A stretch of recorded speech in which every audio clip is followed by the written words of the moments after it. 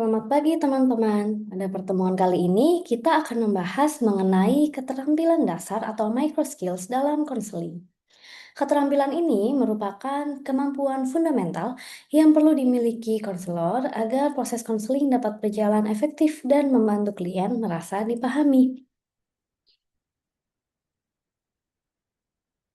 Dalam materi ini, kita akan membahas 5 keterampilan dasar dalam konseling menurut Ivy dan Ivy.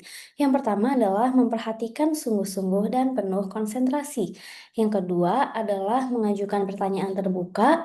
Yang ketiga, meringkas, baik melalui paraphrasing maupun summarizing. Yang keempat, konfrontasi. Dan yang kelima adalah empati. Kelima keterampilan ini saling berkaitan dan digunakan selama proses konseling berlangsung. Pertama, active listening. Di sini, konselor tidak hanya mendengarkan kata-kata klien, tetapi juga benar-benar hadir dan fokus pada cerita klien. Tujuannya adalah agar klien merasa diberi ruang dan perhatian sehingga lebih nyaman untuk bercerita secara terbuka. Selain itu, konselor juga dapat memahami komunikasi verbal maupun nonverbal klien seperti ekspresi wajah, nada suara, atau bahasa tubuh. Kedua, pertanyaan terbuka. Pertanyaan terbuka memberi kesempatan kepada klien untuk menjawab secara luas dan mendalam, bukan hanya ya atau tidak. Contohnya, seperti bagaimana perasaan Anda saat itu? Dengan pertanyaan terbuka, data yang diperoleh menjadi lebih komprehensif dan klien lebih bebas mengekspresikan dirinya. Microskill berikutnya adalah paraphrasing.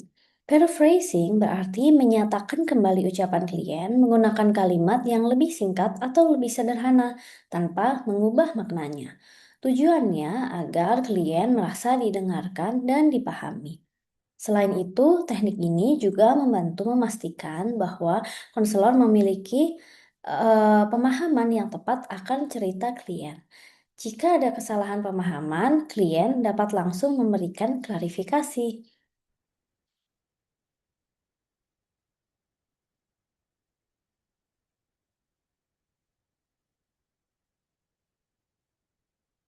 Teknik meringkas yang selanjutnya adalah summarizing. Berbeda dengan paraphrasing yang biasanya dilakukan pada bagian kecil percakapan, summarizing digunakan untuk merangkum pembicaraan yang panjang dan lebih kompleks. Melalui summarizing, konselor membantu klien mengintegrasikan pikiran, perasaan, dan perilakunya. Teknik ini membantu menentukan masalah mana yang menjadi prioritas untuk diselesaikan terlebih dahulu. Selanjutnya adalah konfrontasi. Konfrontasi dilakukan ketika terdapat ketidaksesuaian dalam cerita klien atau antara komunikasi verbal dan nonverbalnya. Misalnya, klien mengatakan dirinya baik-baik saja, tetapi terlihat menangis atau tampak sedih. Tujuan konfrontasi bukan untuk menyalahkan klien, tetapi membantu klien menyadari adanya ketidaksesuaian tersebut sehingga dapat memperoleh insight mengenai dirinya.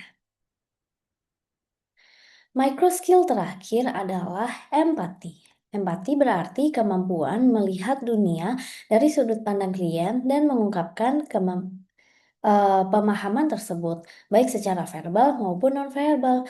Ketika konselor mampu menunjukkan empati, klien akan merasa dipahami, diterima, dan lebih aman untuk mengungkapkan permasalahannya secara mendalam.